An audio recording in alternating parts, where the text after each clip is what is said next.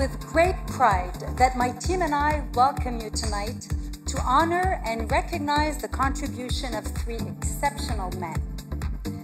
Through their work, their commitment, and the implementation of concrete measures within their organizations, they have promoted the advancement of women and are inspiring models to all of us. I will have the great pleasure of moderating a panel of discussion with our three award recipients a little later. But in the meantime, please allow me to share some of my recent findings with you. À la gouvernance au féminin, comme je viens de l'exprimer, nous restons convaincus que la solution passe par l'implication des hommes, et c'est aussi ce que j'ai pu constater lors de mes récents voyages en France et en Angleterre. En France, par exemple, 12 des plus importants PDG ont coécrit un livre intitulé « Mixité quand les hommes s'engagent » et qui fait l'apogée de la parité. J'ai d'ailleurs eu l'honneur d'interviewer devant public l'un des co-auteurs de cet ouvrage, M. François Perol, PDG de la BPCE, c'est la Banque Populaire et Caisse d'Épargne, qui est la deuxième plus importante banque en France. Monsieur Perol est un véritable modèle de féminisme convaincu et convaincant par ses démonstrations d'amélioration de la performance financière depuis que plus de femmes se retrouvent dans les organes décisionnels de son groupe. Bien sûr, ça ne s'est pas fait sans obstacle et Monsieur Perol a d'ailleurs partagé certaines anecdotes, comme par exemple quand il a suggéré à son comité exécutif de nommer une femme à la tête d'une importante division dans le sud de la France. Il s'est fait répondre « Encore une femme ?» mais on en a déjà une au marketing. It is during that same trip to France that I was also invited to speak at the National Assembly in Paris by Marie-Jo Zimmermann, the deputy who wrote the Copé-Zimmermann law requiring quotas of 40% of women on French boards by 2017. Madame Zimmermann shared her journey over the past few years and the immense progress that France has achieved. I know that not everyone in Canada is comfortable with quotas, and many think that progress will be achieved eventually on its own. Well, studies demonstrate that if no concrete measures are taken, then yes, progress will eventually come, but it will take about 72 years. And I don't have those 72 years. I don't know about you. So why are we not that comfortable with quotas? I can think of three main reasons. First, well, male decision makers are not typically comfortable with having to deal with legal obligations. Mais au 31 décembre 2014, l'AMF, l'autorité des marchés financiers, a implanté des modifications visant à accroître la transparence de l'information relative à la représentation des femmes au conseil d'administration et à la haute direction des entreprises cotées en bourse. On exige désormais la divulgation de certaines informations, comme par exemple la durée du mandat sur les conseils, les mécanismes de renouvellement des membres du CA, ainsi que les politiques sur la représentation féminine. Les entreprises devront donc se conformer ou s'expliquer. C'est le fameux « comply or explain ». Presque 2 ans après l'implantation de cette mesure volontaire, force est d'admettre que très peu de progrès ont été accomplis. The second reason I can think of is there's perception we won't be able to find board-ready women, although we all know that the current pool of talented women in the workforce with business skills, experience, and education far exceeds their representation in the highest levels. Christine Lagarde, the head of the International Monetary Fund, has a list of women in her pocket. Each time someone pulls that excuse on her, when she questions the board's composition, she hands them the list. I think we can all learn from that. The third reason, I believe, is that we all tend to be more comfortable with people who look, sound, and think like us.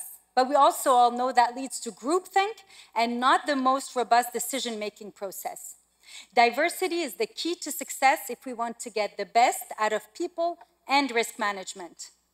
Now, in all fairness towards men, a lot of women haven't been pushing for quotas either, having the false sense that they would only be considered because they are women, instead of their great capacities and deep experience, or that their competence would be questioned. Now, why would we question their competence? Je la raconte souvent, celle-là, mais je ne peux pas m'empêcher. le jour où on désignera une femme incompétente dans un poste important, on pourra alors parler d'égalité homme-femme.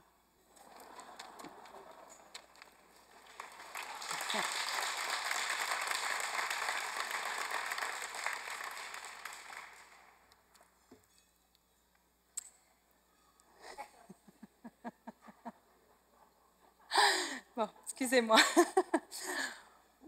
On revient aux choses sérieuses. While debate about boardroom gender quotas continues and 15 countries globally have adopted them, the UK has started a process of significant change under the leadership of Lord Davis.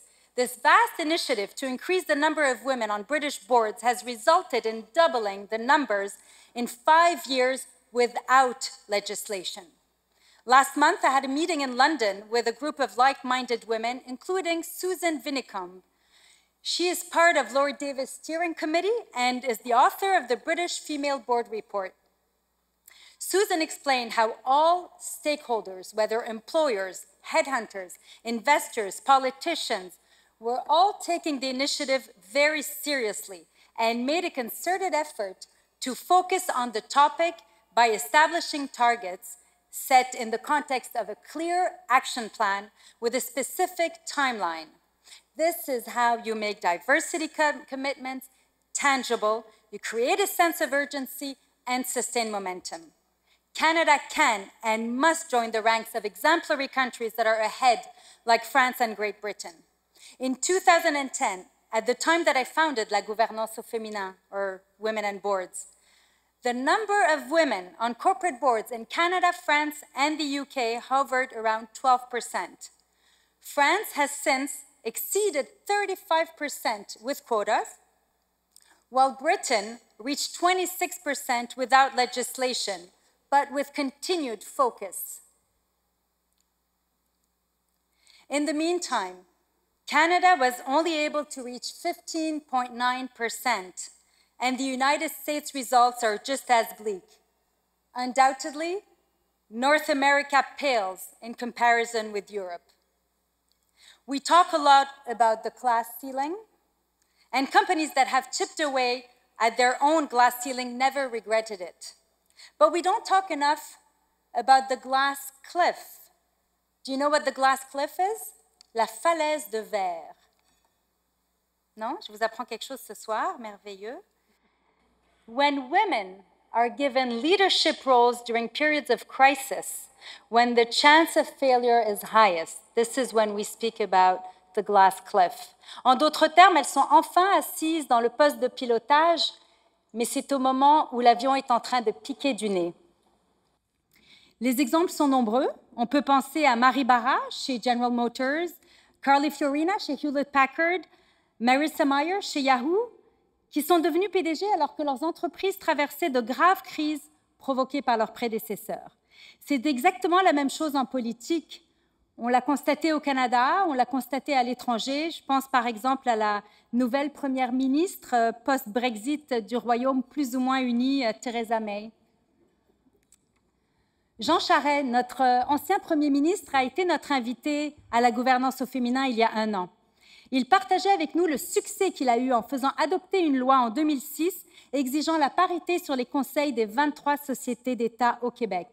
L'objectif fut rapidement atteint, comme quoi on ne trouve pas les femmes, mais quand on n'a pas le choix, elles apparaissent. Kathleen Wynne, en Ontario, a d'ailleurs récemment décidé de nous emboîter le pas avec une loi similaire. In conclusion, to achieve concrete results, Quebec and Canadian companies must make a clear commitment towards the goal of achieving parity, not only for ethical reasons, but also with an objective of improving their financial performance. Organizations must monitor and be transparent about data related to succession planning, promotions, compensation, and recruitment. They must also pay considerable attention to develop a sufficient number of women at the lower levels of the company in order to have a critical mass at the executive level.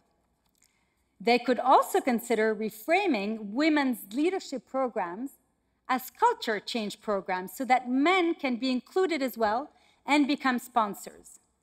Chairmen and CFOs who comprehend the message must mentor their less enlightened peers. Je répète le message car il est vraiment important. J'ai besoin de l'engagement de tous les hommes présents ici ce soir afin qu'ils éclairent la lanterne de leurs collègues. Est-ce que j'ai votre engagement, messieurs?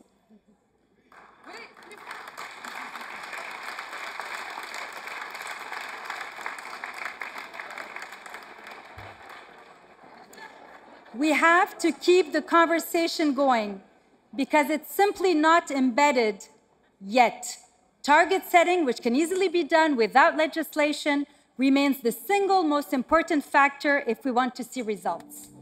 Il ne me reste plus qu'à vous souhaiter un excellent appétit et vous remercier pour votre attention. Merci.